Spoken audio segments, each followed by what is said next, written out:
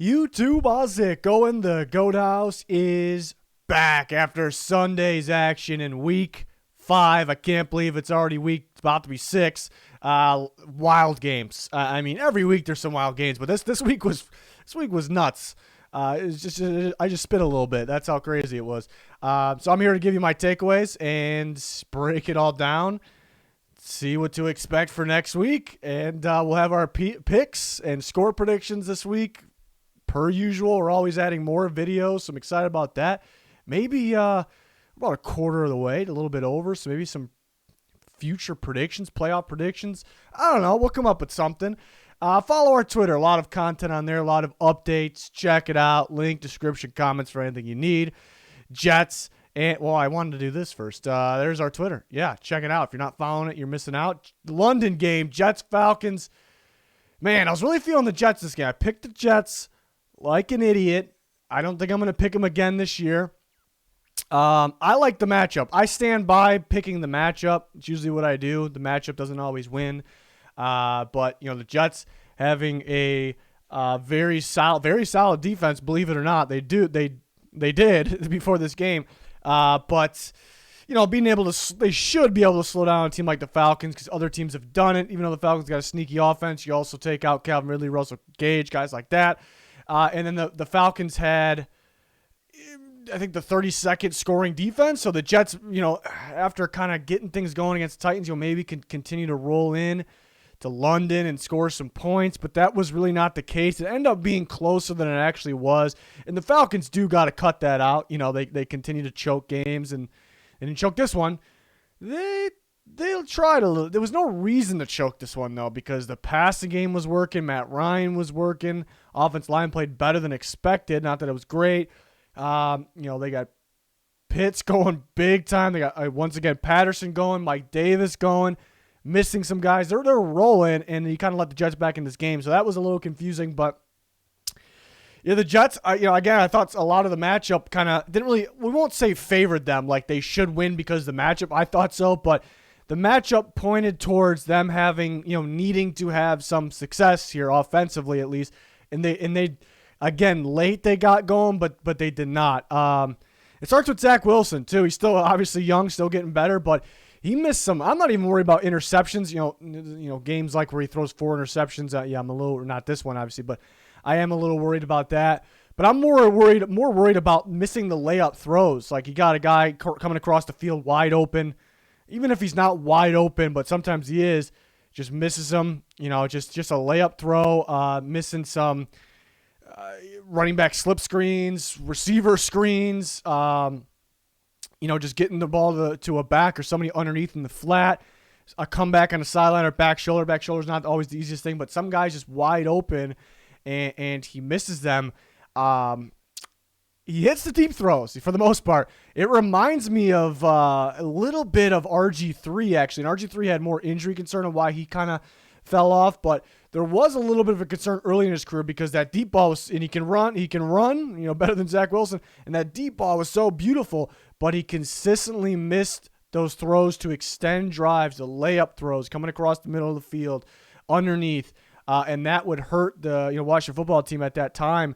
And that's the problem right now for Zach Wilson, because there's some of those throws. He doesn't even need to hit all of them. If he hits those layup throws that he should be able to hit, that he hit at BYU, this is a whole different game. And you may disagree with that, but you extend drives, you run the clock, you have the Falcons offense, force them to sit on the field a little bit more. They don't score as many points. It changes the entire game. So that was the big problem in this game. Was I didn't disagree with any play calling really. I mean, there's always going to be a play here and there for every team. Wilson's got to hit these throws, and I don't know if it falls under the category of, I think the wild throws where because he kind of wants to make those wild throws off his back foot. And he kind of turn the ball over, make a bad decision when that happens throughout the year. And those things it's not like, those things I don't really worry about. Those things are like, we kind of expect this. We're going to get him to relax, calm down. But then when he'll miss those routine ones, that worries me a little bit because how are we going to fix that? How are we going to fix that here? So that was really the story of this game. The Falcons had success, Pitts was, I mean, finally, it's a shame that, and Pitts is that people kind of been saying Pitts has been disappointing, and that's a bad take, because he's racked up some yards.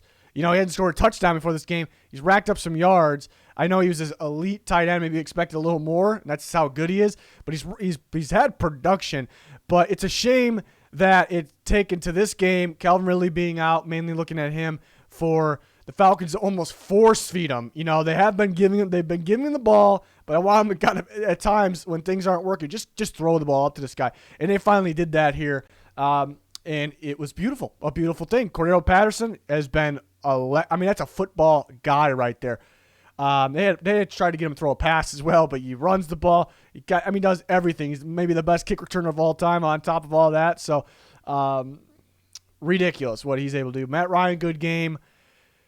It ended up being close, and I guess I could say shame on the Falcons a little bit because they have no business letting the Jets close. But overall, what happened majority of this game is a dominant game for the Falcons. Going to London, it's tough to beat anybody, so that's a must-win, and they did. They went out there and won it. Packers Bengals, a little bit of a shit show here. Wild game. Kind of just rethinking this game this morning in my head. I don't know how the Packers really didn't, and you can argue both. You could definitely. I don't know if you can argue. I think it's almost like kind of a fact that both teams kind of choked this game away. End up being the loser. The Bengals is the team who choked it away. They had a shot, meaning they had a shot to win. They probably should have won the game, but the same thing with the Packers. If they would have lost. But I look at it, and after again getting up this morning thinking about this one. I don't know how the Packers didn't take care of business here. And they won, but I don't know how they didn't take care of business. They were able to – and the Bengals had success too, at times. Burrow had interceptions, but Jamar Chase had, was successful in this game. He's been lights out, but they had success. So don't get me wrong, but the Packers had all sorts of success in this game. Aaron Jones was running all over the place. They had a high average in terms of running the ball. They probably should have ran the ball more. Rodgers minus interception – went to work a bit here. I guess they folded in the red zone a bit. I guess that was the problem, missing field goals, but the Bengals missed some as well. Crucial ones for both sides. But the way the Packers were moving the ball, I don't know if it should have really came down to, and again, the Bengals are moving the ball okay as well, but I don't know if it really should have came down to that. So is that really a problem? Why aren't the Packers executing the red zone, in crucial moments? Is that a problem? Adams had a big day.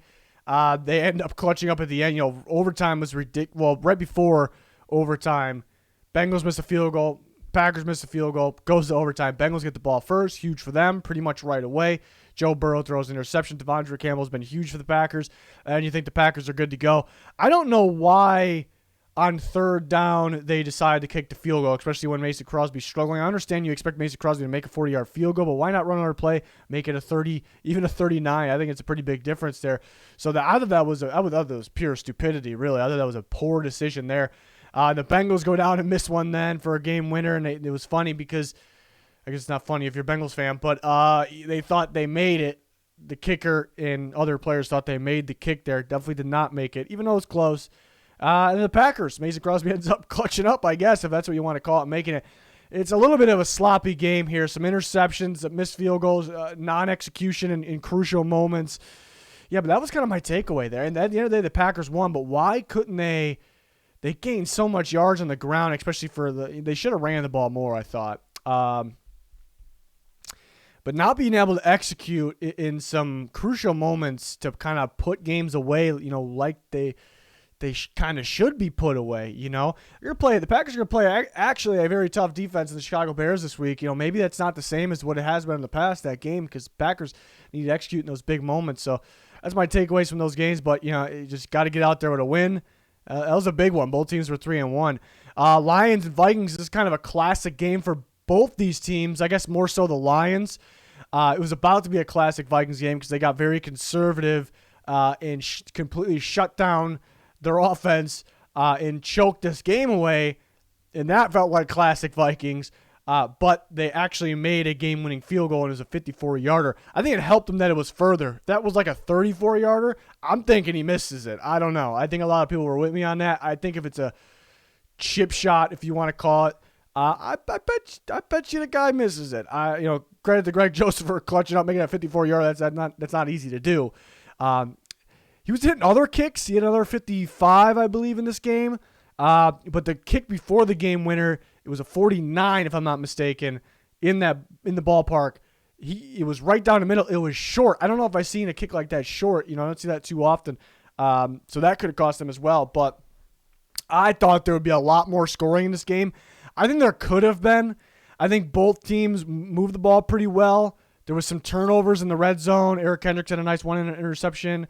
There was a deflection pass that the Lions ended up coming away with. I think Anzalone came away with that one. I think it was diving, actually, too. Those were in the red zone. There was a strip sack on Jared Goff near or in the red zone. So, and then the defenses were clutching up and creating field goals instead of touchdowns. So if you really watch the game and see how it went, there could have been a lot more scoring in this. But the Lions scored their only touchdown at the end where they scored and took the lead with a 2-point conversion. So, yeah, that was wild. I like that call for them. So Lions can't really catch a break here. The Vikings, always miss that field goal at the end, and they happen to make it because it happens to be against the Lions, who just can't pull out games here. Yeah, it was weird because Justin Jefferson was having an absolute day, and the Vikings just kind of stopped with things. They kind of just stopped, which is unacceptable. You kind of wonder if they end up losing this game, choking this game, which they kind of did choke it, even though they won. Somebody would have been fired? Question mark. Who knows? Madison overall had a good game. He did fight for extra yards at the end where he ended up getting stripped, so that can't happen. It's a tough one, though. I don't like the 3rd and 7 play call, and he was kind of held up for a while. And I thought live I saw a ref come in and blow the whistle. I saw the replay, and a ref ran in and actually blew the whistle for forward progress. So I'm surprised that wasn't reviewed and they kind of changed their mind live. I don't necessarily disagree with the call because he was stripped. I just don't know if you fully put the fumble on the running back in a situation like that. But he can't. He has to hang on to the ball there. But it was a weird situation, is the point. Yeah, I guess overall pretty good defensive game from these teams, but the teams did move the ball a bit. Kind of the same thing as last week for the Lions. They moved the ball better than the score showed against the Bears. They just kind of turned the ball over in the red zone and just couldn't clutch up in the red zone. That was kind of the story of this game here. So, yeah, definitely a wild game. Not the most exciting game, even though I ended up being wild at the end. But a much-needed win for the Vikings. Yeah, if the Vikings lost that one, it was all over for them. That would have been brutal, especially at home. It was 16-6. 16-6 with 2:34 left in the game. 10-point lead against the Detroit Lions in your home stadium. 2:34 left. I don't know. I don't know. Can't let that happen. Broncos Steelers. Broncos made a pretty good comeback in this one. Steelers had control most of this game. Yeah, kind of back and forth in this one because Steelers, I mean, you got to give them credit. They dominated most of this game. They really did. Both sides of the ball. I guess you can't say they were completely dominant offense, but for the way they've been playing, sure. Against a pretty good defense, yeah. So they look good. The game started the same exact way as the last week game against the Packers started. Bombed Deontay Johnson. So a lot of people saying Big Ben deep ball back, and the same thing happened last week. But Big Ben overall did play better, and they dominated this game for the most part. What I don't like is they let the Broncos in. I don't know what happened to the defense during that whole period there. It didn't look like the normal Steelers defense. And they're not one to kind of go prevent and soften up and blow leads. So I'm not going to put the excuse there. I just don't expect it for the Steelers. So I'm not sure what happened there. The Broncos, I'm not sure where that offense was for majority of the game. I will say, though, this game actually could have went a lot different. It could have went a lot different. I mean, not only what most people look at, the Broncos could have scored at the end and possibly made it a game. They needed a 2-point conversion. But even though Big Ben stepped up, played a better game, and again, the Steelers outplayed the Broncos for majority of this game, so they deserve to win. But Broncos dropped some interceptions in this game, some free ones, too. I counted 3.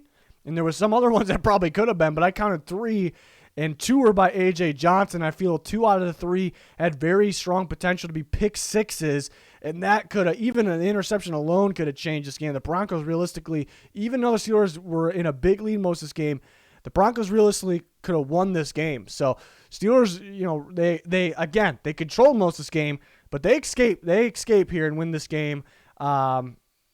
They needed this win. It was going to feel like it was definitely over for the Steelers if they lost this game. Broncos kind of coming back down to earth now, but they have had some injuries. They're missing. They're going to need Judy back. Handler's out for the year. They got a stacked receiver group, but not looking so stacked at all now because of receivers, and that kind of showed in this game. Bridgewater very much hot and cold. Good moment and a very bad moment here. It's just they just kind of showed up a little too late in this game. That was kind of the storyline, and got to execute on those potential interceptions there. Dolphins and Bucks, I don't have a whole lot in this game. It was close early in this game. It was close. It felt like it was like, wow, the Dolphins. Watch out, the Dolphins might. They have a chance. I wasn't really thinking that they were going to win the game, but it kind of felt like, hey, they could pull this one off. There's a ball game here, and then it just completely just went south for the Dolphins there. And you still do think that do they have a good pass defense? The Dolphins, you like to think so. But the Buccaneers, Tom Brady with a busted up was a thumb too on something on his hand, just torched him. Just absolutely just continues to do what he does. So I start to worry about the Dolphins' defense now because we already worried about stopping the run. But you thought the pass defense was good, but it was more so they create turnovers. But that's kind of what I keep talking about that they rely too much on creating multiple turnovers, and they're usually pretty good. It's hard to consistently be that. I don't remember a defense, that consistently was that type of defense, though. You can't rely on that every week. So that's what I worry about with the Dolphins. And there's just not enough on offense. But again, they are missing their quarterback, and Will Fuller got hurt last week. So that's pretty tough. Gaskin got going, especially in terms of the receiving end this game. Top receiver, I guess that can't really happen. They were in this game for a little bit, but it just really went south. The Buccaneers just showed that they're better in kind of every way. Here, Levante David went down. He's going to miss some time. Definitely will not play this Thursday, so that's tough. Dolphins should be getting Tua back for the Jags for the London game. That's tough coming back for that game, though. Not really because the opponent, obviously the Jags are struggling, but just to come back off injury. It's a London game. So we'll see. We'll see if the Dolphins' defense. I'm actually worried about their defense right now. We were already worried about their offense. So I know they played the Buccaneers, maybe the best offense in football. So we'll chalk it up to that. See if they can turn it around with Tua coming back. Saints and Washington football team. This is the story of this game was which quarterback. Because they both quarterbacks have that turnover potential. At times they can be pretty bad. And both quarterbacks also kind of have that big playability. And anytime they can look very good with that explosive playability there. So the story of this game to me was which quarterback is going to make, because they can make mistakes, which one's going to make more mistakes, and which one's going to have more explosive plays. They both had an even amount of mistakes. I think Heineke's definitely ended up being more costly, but you look at who made the more explosive plays, and it was definitely Jameis Winston. And that was the difference in this game. The Hail Mary before at the end of the first half was big in this game. Washington just can't. That's just poor defense. Just cannot give that up. Marquez Callaway's come down with some big time plays. Like that this year already, and 2 touchdowns in this game, I believe. Kamara ran pretty well. Jameis Winston, started off with a bad interception. He also got strip sacked pretty early, and then being able to eliminate that, clutch up, make the throws, was really the difference in this game. And the Saints. We kind of wondered after last week, which kind of approach. We're kind of wondering that every single week for the Saints. Which kind of approach will they have offensively? Will they be conservative? Will they try to be explosive? How will they adjust if things are going south in terms of the turnovers while trying to be explosive? And vice versa, how would they be? And they just tried to be as explosive as possible this game. And that's really not surprising given that they may have lost last week for kind of shutting things down offensively. So it wasn't really a surprise. We'll see what they do going forward. I think it'll be week by week. So it's a very interesting team, the Saints, that is. But they get the job done here, getting some crucial turnovers. The Adebo one in the red zone was pretty big. Just a bad throw by Heineke, but getting at that moment, I thought that was a pretty big. Again, the Hail Mary at the end of the first half ended up being a little more scoring than expected, but again, not a surprise that the Saints kind of took that approach there. But worry about Washington in general. That I cannot believe we're talking about the struggling Washington football defense. All that in the same sentences. I'm just surprised by it. So I don't know. I don't really know what the fix is there either. You spent big money at cornerback. In the offseason, Front seven's supposed to be better than it is, but guys are getting open so fast. That's kind of a problem. So I don't really know what the answer here is for Washington. It's tough situation. There's nothing really telling me that all of a sudden, I'm sure they'll have good games. I'm sure they'll get better, but I don't know. Something. There's nothing there that's kind of telling me they're going to figure it out. It's going to big time, change or anything. I don't know. It's crazy what's happening there.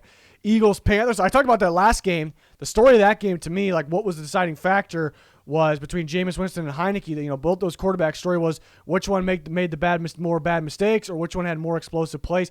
This game, some fans aren't going to be happy with me, but this is the truth here. And I will say Jalen Hurts kind of clutched up at the end, mainly on the ground, got 2 rushing touchdowns. I said that's what the Eagles needed to do against the Panthers. So credit to him kind of getting better in the second half, clutching up a little bit. But really the story of this game, and every time I was watching this game, during the game I kept saying this. I was saying it out loud.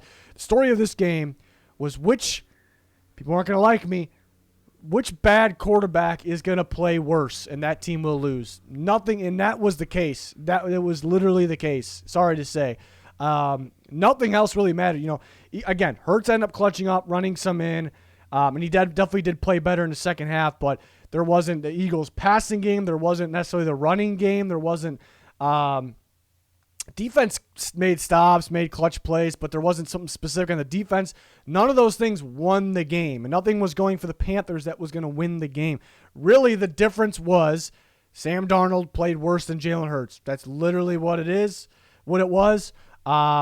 And when the Panthers had the lead in the first half, who was playing better? They were both playing bad, but Sam Darnold was playing better. There was a point in the first half where Jalen Hurts, at the end of the first half, had 35 yards off 20 attempts, which just cannot happen.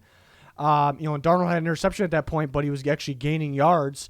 So that is why the Panthers were winning, because Hurts just couldn't get things going. In the second half, and Darnold ends up having 2 bad interceptions, kind of looking like the Darnold we all know for sure. And Hurts picked it up a little bit. There wasn't much passing, but there was more than the 35 yards off 20 attempts, for sure more. Again, Hurts clutched up at the end. We got to give him credit there. But there still wasn't a whole lot there, and they weren't really, and again, he wasn't crazy on the ground, but he ran in 2 touchdowns. There was really nothing going for either team. Defenses both made good plays in this game. It was which quarterback was going to hurt their team more, and that was Sam Darnold. That's what it was. I know he was pressured. We know the Panthers' offensive line isn't that good. We know the Eagles got a pretty decent pass rush. I mean, there wasn't anything out of the, if you watch every game, I actually expected more pressure in this game on Sam Darnold. So it wasn't anything where that's the excuse. Sure, you'd like him to be kept clean, but he made some poor throws, threw some interceptions, and Sam Darnold is still Sam Darnold there. It's just in a better system. And he'll look good some weeks still. I'm impressed with him on the ground still. Didn't see a whole lot of it this week, but it's just what he does. It's just what he does there. So it just felt like, again, it just was pretty poor quarterback play, but Hurts stepped up in the end. Eagles come back and win. And the Panthers, they had the one locked up. They had it locked up. They had it, so that's a tough one. They dropped 2 straight. They're missing some guys. The Eagles are missing some guys as well. They're both pretty. There's a pretty almost every team in the NFL is beat up right now. So we'll see. That was a must-win game. It felt like for both teams, mainly the Eagles, and they actually pull it off. Now they're going Thursday Night Football against the Buccaneers here. Titans Jags. This is an interesting one because it looks like a dominant win from the Titans. At the end of the day, it will be 37-19, but this game, the Jags. This game could have been. I won't say it should. I definitely won't say it should have been. It very much so could have been a much different game and a closer game. It started with a Dan Arnold fumble for a touchdown. That was crucial in this game. And then the Titans are kind of blowing them out. Okay, it looks like the Titans are just a lot better. But the Jags just start running all over the Titans and coming back. And they come back, and there's a point where we actually thought it was a touchdown. Trevor Lawrence, they call a touchdown. They reversed it. We get a clear shot that his knees were down just short of the goal line. So it ends up being short. 4th down, they go for it. Titans actually make the stop there, so that was pretty big. Not sure if I love the play call, but it was mainly a really good defensive play from the Titans. That was a crucial moment as well. So you look at the fumble to start the game, and that during their comeback, not being able to convert from right on the goal line. it could have been a whole different ballgame. The Jaguars could have been back in the game. But if you back up a little bit and then see that the Jaguars had to play keep up and they're still running the ball, and they're running the ball extremely, extremely effective, and that's while they are trying to play keep up comeback. They're trying to play comeback, and they don't want clock to run off. But, hey, the run's working. So my point is, if they would have been in this game, they could have ran the ball, and they possibly could have won this game. Credit to the Titans. That the big time defensive stop down there was big, and they had a good offensive game. They did plenty enough there to win the game. But this game didn't need to be like this for the Jaguars. They actually could have, but things could have went differently in this game. That's my takeaway. I need Tannehill to get his ass outside the pocket. When he gets his ass outside the pocket, good things happen. For some reason this year, he is refusing to do that. He did a little more this game. He's refusing to do that too much. It's a little different feel in terms of pressure allowed this year. Offensive line's not playing as good. He needs to get outside the pocket. Him standing still in one spot is going to cost him. We've seen it last week. So that's still my worry for the Tennessee Titans there. Patriots and Texans. Texans had this one, and they blew it. I'm just kind of looking at some news right now. Things we've already known. But, the Texans had this game.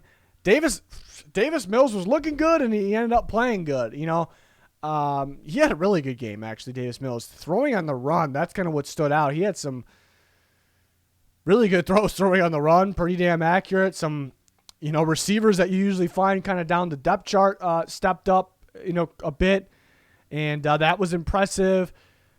They had the Patriots this game. I'll say that the punt that was, I don't know what that was. They good lead, and they got a little fancy with the punt. It may have been a coincidence because they had the punter lined up. I don't know. They gave a different look. The plan all along was to punt the ball. Ended up being a line drive punt at the back of lineman or against lineman's head, whatever. And that ended up being that. That was the difference. So just go out there and punt the ball normal. I'm sure good things happen. And then by good things, I'm sure everything goes normal and a good punt. And I bet you the Texans win the game here. But I do think the Patriots come back and win. Would help there. But because they probably are the better team here, we expect them to be, I think they are. And that's a big reason why they come back. They probably would have been in the game or maybe even winning if Damian Harris doesn't fumble at the 1 centimeter line. And he had a crucial fumble against the Dolphins as well. He's a really good runner, but a little concerned about that. That can't keep happening there. And they end up coming back and winning this thing, though. So it's kind of a weird game. Davis Mills definitely did enough to win. But it's a good comeback with a much, much needed win for both teams. Kind of the storyline for a lot of these. Patriots get that win. It's been bad if they lost this game. But, they can't have these sloppy starts. They can't have these poor starts.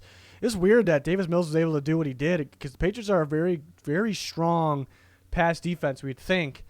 And Davis Mills has kind of picked him apart a little bit at times. Wish the Texans would have allowed him to do more of that to kind of secure the game and win. Between that and that punt situation, the Texans want to lose. They want that draft pick. I don't really think so, but it's pretty bad that you almost have to think that. Patriots clutch up here. I feel like I'm forgetting something that I want to talk about. They end up clutching up at the end here. It was a weird game. A lot of missed extra points in this game too. That was weird. A lot across the NFL actually. It was 11 or so. Much needed win from the New England Patriots. There's an odd game. It was kind of unexpected how it ended up being. Bears and Raiders. The Raiders, I guess, had a shot towards the end, but I don't think this game was even close, really. Even though they had that shot, the Bears dominated this game, I thought, and they held the Raiders to 9 points. Defense was absolutely dominant. They've been really good the last few weeks. Clutch up in the right moments, getting pressure on the quarterback. Khalil Mack, Robert Quinn been getting a lot of pressure, just making big-time stops. Offensively, too, and it's not just the defense. Offensively, I don't think they did a whole lot in the passing game. That's because they didn't need to. Fields played a solid game. He kind of did what he needed to do. I like that touchdown. He kind of fitted into like a tight window. I think it was a preseason. It might have been to Horsted as well. It might have been to the same player. In preseason, he had a ridiculous – it's almost the same thing, like a tight throw. It had to have the perfect velocity on there. It's a risky throw. but it ended up being good. I think he had one just exactly like that in the preseason, so that was good. I think Fields did more than what he – how do I say this? I think he did more than what he did kind of being a presence guy in this game. I really think that – I could be wrong, but I really think the Raiders kind of really worried about him running outside, and they actually stopped him running outside. But I think that opened up things on the inside because the Bears ran all over the Raiders on the inside. There was some good holes. There was some good yards after contact. This goes for Herbert, the rookie from Virginia Tech. This goes for Damian Williams, who had a pretty good game. A nice spin move for a touchdown. It was beautiful. Those guys were just grinding out yards too. And that's usually Dave Montgomery's job. They filled his shoes pretty well. They were grinding out yards. They made the Raiders' interior run defense look very, very, very bad. And maybe, again, like I said, I don't know this for sure. I'm pretty confident on it that the game plan for Fields and the worry of Fields running outside and stopping him and they didn't really stop him first. I guess the Bears kind of came out running well in the interior, but I think the thought of having to stop Fields on the outside or worry about that possibly opened things up on the inside. So the Bears worked them on defense, and they worked them in the running game, and that was definitely enough to control the clock, control the game, and just keep the lead the whole time. And I think Fields made, like I said, didn't do a whole lot, didn't need to. He made plays when the time is right. There was a third and long. It was a third and long late that he hit over the middle of the field, right velocity on the ball, right at the sticks for a first down. That was a crucial moment as well.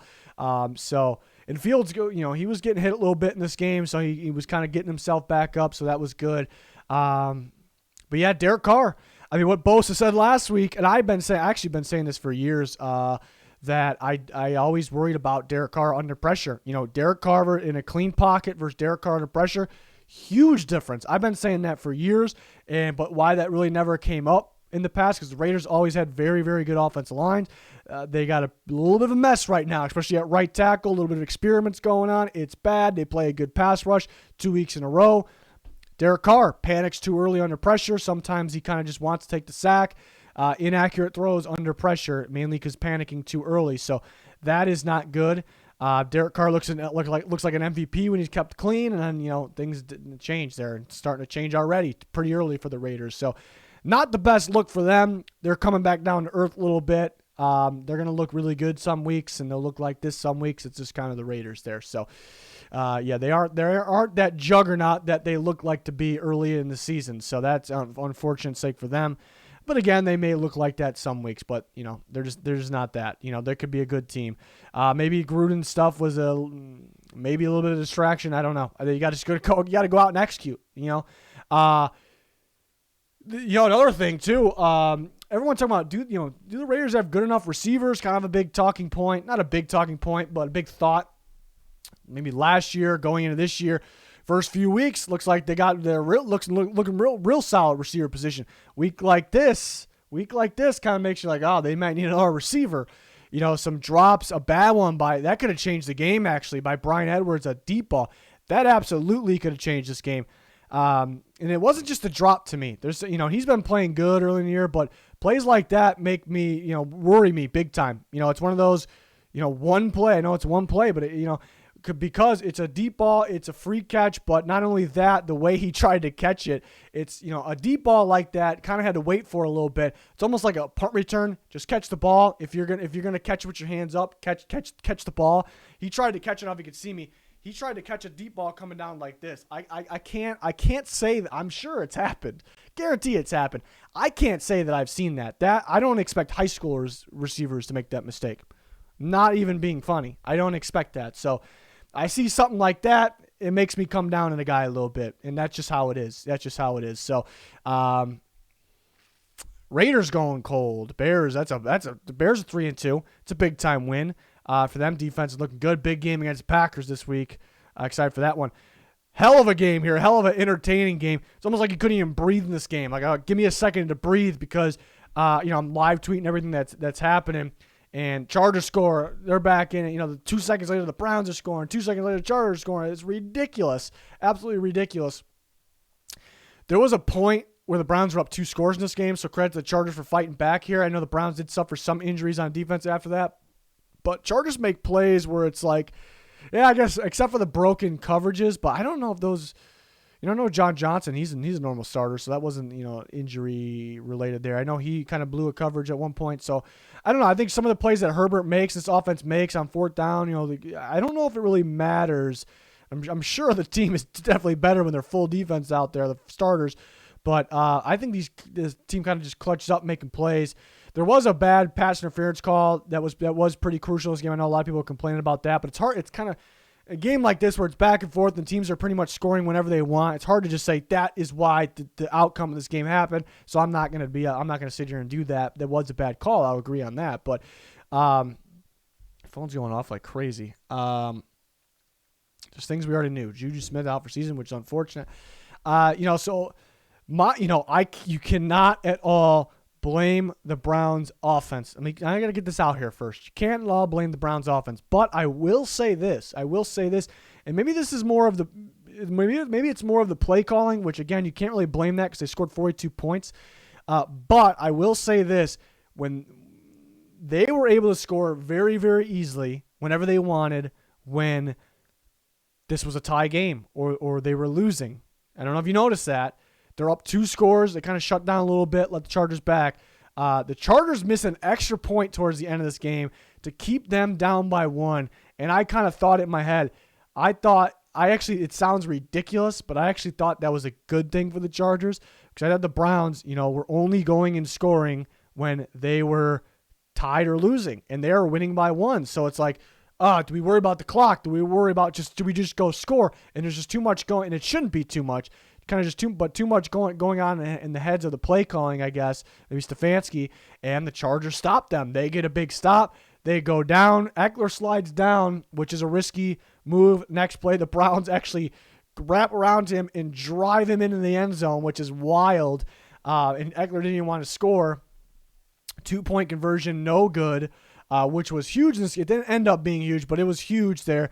And the Browns can't execute there. Maybe one, I know they're out of timeouts, so credit the Chargers for making them burn those timeouts, but maybe just one too many deep shots. I guess too early on the deep shots. I think you could have maybe a play or two, 10 or so yards down the field, maybe to try the sideline. Chargers did do a good job of kind of keeping everything inside, forced the Browns to throw the ball inbounds so we can tag them inbounds. That was clutch for them. But a big reason why the Chargers stopped them on that last drive, no timeouts for the Browns.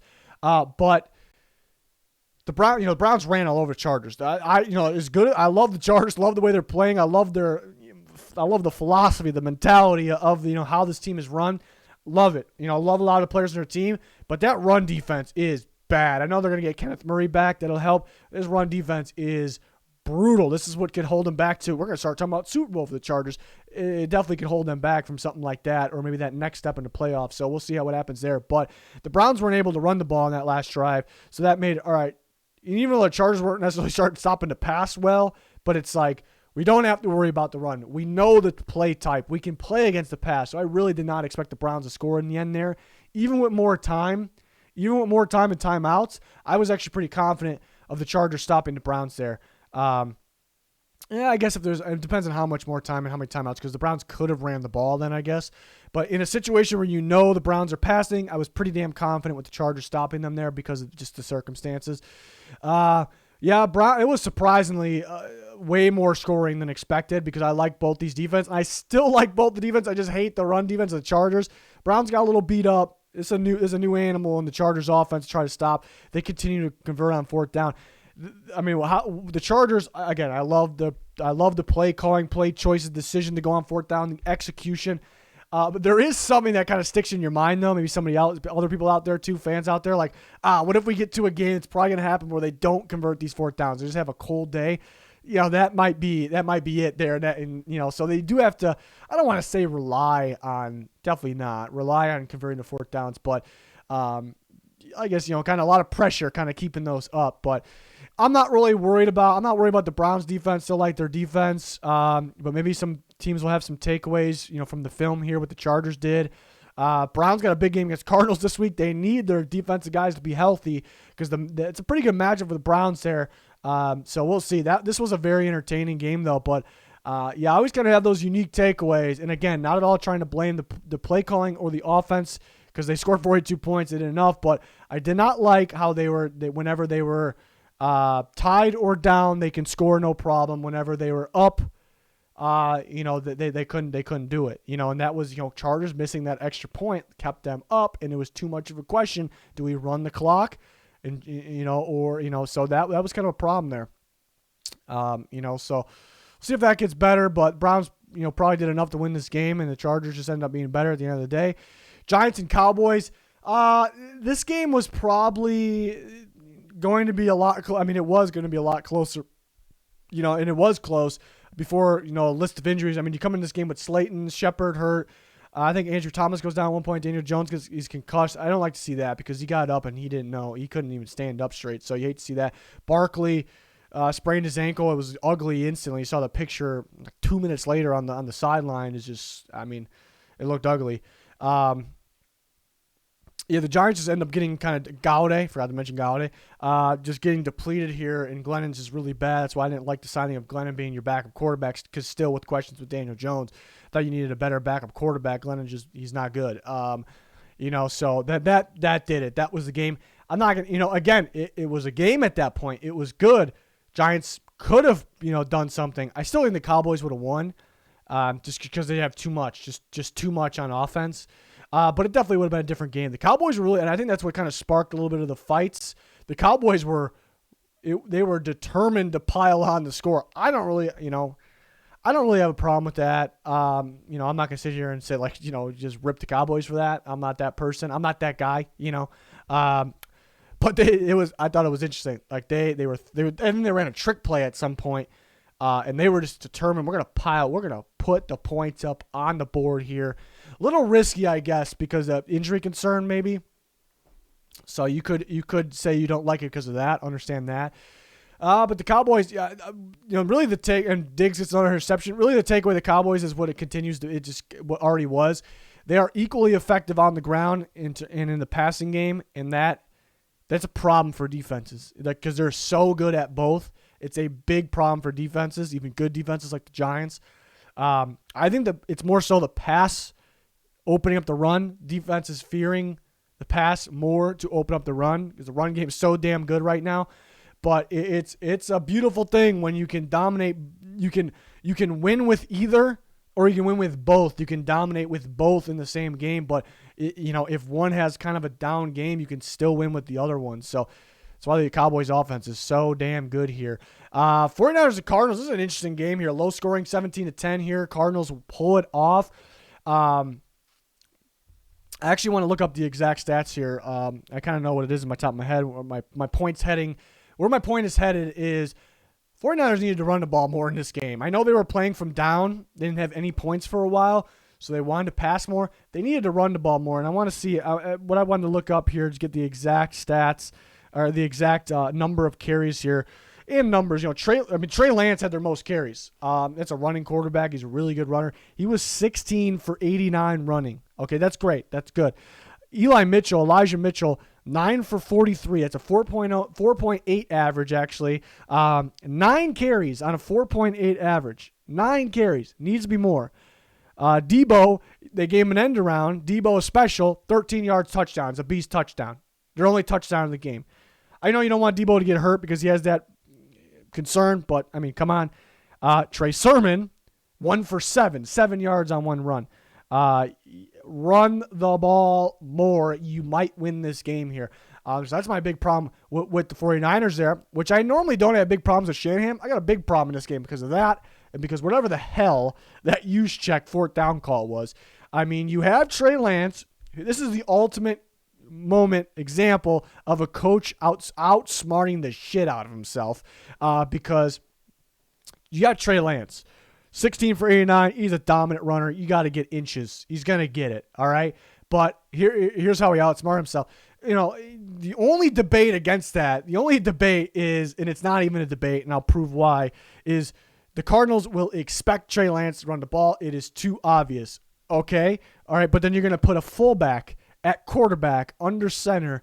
He's not going to throw the ball. He's not going to run any type of option. He's not going to get outside and go around. There's only one thing you can do, So it is that was terrible. It's just absolutely terrible. I would rather have them throw the ball. So that was brutal. But again, they could have ran the ball more. I guess the worry was they didn't want too much clock to come off because they were playing from down. But it was weird because the 49ers, again, 5.4 average. They ran the ball in the Cardinals. There was times where it looked like they were wearing the Cardinals down. But it's weird because the Cardinals, and it's like last year as well. The Cardinals are a good red zone defense last year. The Cardinals in short yardage, goal line, red zone, a completely different team defense all of a sudden. And they clutched up big time. That's why the Cardinals won this game, because their defense they were extremely clutch in those tight plays. They're very good, and that's all kind of the same category: red zone, goal line, short yardage. They are so good on defense in those moments. So that's why the Cardinals won. And they made big-time offensive plays when they needed to. There wasn't a whole lot offensively. Rondale Moore had a big-time game. That catch on the sideline was ridiculous. He was actually getting held, too. I can't believe they didn't call that. He was actually getting held. Catch that ball the way his body was to keep those toes. That's something we didn't really get the chance to see at Purdue, things like that. So you love to see that. That guy's something else. DeAndre Hopkins, that pretty much did the game in there. That was a good throw, good catch, tight window. Over Norman, I believe, and that was a big moment in this game. So, the Cardinals did enough there offensively. You definitely would like a little more offensively. The 49ers did figure something out. So we'll see if other teams kind of take that tape and see if there's something out there. But the Niners do have a pretty good defense there. They really slowed them down. The play of the game was Lance getting stopped, millimeters away from the end zone. That was huge. Third down, the Niners passed the ball while the run was just working wonders. And I know the Cardinals are very good short yards, but I would have ran on third, and then I don't mind the call on fourth. I think they would have got in, and that would have just changed the entire game. So looking at, bad game from Shanahan. Lance started with a bad interception early. That's not really why they lost the game at all. First start, whatever. He definitely needs to be more accurate with the ball. Sometimes he just tries to beam it in there as hard as he can, and it ends up inaccurate. But Shanahan lost this game, I'll say that, and the Cardinals won this game with their clutch defense, their stout defense in short yardage, red zone, etc. situations. Very good, very good. I do think you can pound the ball on them kind of in the open field. You see that Deebo Samuel play that was a very bad moment for the Cardinals defense. That was the 49ers' only touchdown. I think Shanahan blew this game. I think it was a very winnable game for the 49ers. Defense, you hold the Cardinals to 17 points, you got to win that game. You got to win that game there. But, Cardinals just clenching up on defense there. Not a good game from Shanahan. Bills, Chiefs. The weather delay really jacked me up in this game. I was half asleep in the second half of this game, believe it or not. I really felt like I was very confident with the Bills at the end of the first half. I know Chris Jones was out. It's an elite football player, even though he hasn't looked like it this year. But this Chiefs defense, it's everyone knows it's bad, but it is bad. This is one of the worst I've ever seen, actually. I see some people blaming Spagnuolo out there. No, you're not allowed to do that because it's a solid defensive coordinator there. Sure, it could be better this year. They just straight up do not have the talent. They do not have the talent out there. That's just what it is. I know Chris Jones is out. Teams are making Tyrann Mathieu, it's a great player, but they're making him like not even a factor out there because all the other weak spots. That's what they got. It's what they got. They got Chris Jones, who again wasn't out there. I'm good with Jaron Reed, and they have Tyrann Mathieu, who teams are just finding ways to make a non-factor. That's what they got. I think Mike Hughes actually had some solid moments this year, but that's what they got. They just don't have the talent out there right now. I guess that they built a great offense, and I guess that comes with it. Suffering it's finally kind of catching up to them. They're suffering on the defense. Defense is just so bad. They can't win a Super Bowl with this defense. They can't do it. They can't do it.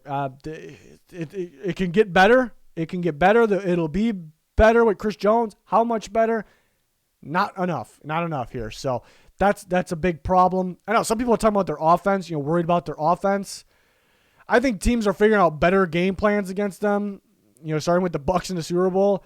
I'm not really worried about the offense. They got beat up on offense, so that's not good. I'm not really worried about the offense. The problem here is the offense has to score on almost or every single possession to win the kind of contender games, the big games. That cannot happen. That cannot happen. So I'm not going to sit here and blame the offense. They sure they could have played better. Mahomes threw some picks. Micah Hyde clutch one there. I guess the game could have been closer if some things kind of went the Chiefs' way, but Tyreek Hill, mainly on Tyreek Hill there.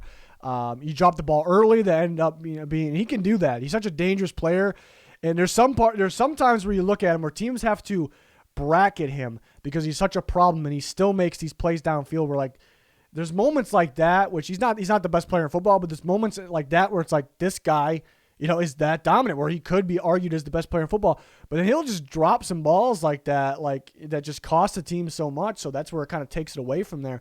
He's a great player. Don't get me wrong here. Kelsey early in this game too, Kelsey turned around and started backpedaling towards a ball that, everyone will look at as overthrown by Mahomes. It's not an overthrow. That's a bad moment for Kelsey. He did that in the Chargers game that ended up being the Gilman interception too. Everyone blaming Mahomes for those situations. I don't. I don't see, and if you actually know what you're talking about, actually see what you're doing, sometimes these targets are messing up Mahomes a bit here. The receivers here, but I mean, it's really not their fault they lose these games. They're good. They're good players. They're very solid players. Defense again. Back to the It's back to the defense. Bills, Josh Allen. We could say this for Justin Herbert, Kyler Murray, Tom Brady, Dak Prescott. We could say the same exact line, but Josh Allen looking like maybe the best player in football. But I guess it applies to those other guys. We had a battle there for some of these guys. Josh Allen. He honestly. How do I say this? He did so much without having to do much, which is ridiculous. He didn't throw the ball a whole bunch of times. Mahomes sure did. And he just executed in the right moments. Receivers just got open. Those are good receivers that can make good corners miss. They can give you double moves, but they didn't do anything special. Chiefs defense is bad, but credit to the Bills for getting open. The Bills they did anything they wanted. Josh Allen ran. When he wanted to, he threw when he wanted to. The receivers got open. They ran the ball when they wanted to. It's just Bills looking like a team to beat in the AFC. Looking like maybe the best team in football right now. Love the way the defense played. I love the way they adjusted. I like the game plan. They had the right coverages out there. Safety duo showing why they might be the best in football. Russo looks like a great pick. What I like, Mahomes the only thing that was kind of going for the Chiefs, Mahomes was actually running pretty well, kind of matching Josh Allen, maybe getting a little more early on. But the Bills adjusted on the fly. You didn't need halftime to do it. You didn't need the weather delay to do it. They already did it in the second quarter. They adjusted to kind of keep guys sitting there watching linebackers, watching Mahomes, not letting them get outside, not allowing them to run. So credit to Leslie Frazier, that McDermott, that crew, they're able to adjust on the fly, and the players are able to execute at the same time. So Bills looking dominant on both sides of the ball, really. Again, I'm not, and we'll see. I guess with the injuries, you could be worried a little bit, but I'm not worried about the Chiefs' offense. It's the defense. Offense guys got to make better plays. Mahomes is capable of playing better. Travis Kelce's capable of playing better. Tyreek Hill's capable of not dropping the ball, playing better. So, but injuries could be costly here. But that's really it. The Chiefs, this defense ain't it. Not even close. It's not even close to it. It's so bad right now. So, that's a problem. That's a big problem. Bills looking good. So my takeaways for Sunday's action in Week 5. We're back every Monday with this video. So hopefully you join us. We got weekly picks, which is pushed back this week. As of now, Wednesday night weekly picks. So that's just for this week. Just a little scheduled adjustment we had to make because the other guys here. But we got you covered. All that content, always adding more. A lot going on Twitter. You're missing out if you're not following it. Link down below. Please like, subscribe, turn notifications on. That's going to do it for this one. Thanks for watching. Goodbye.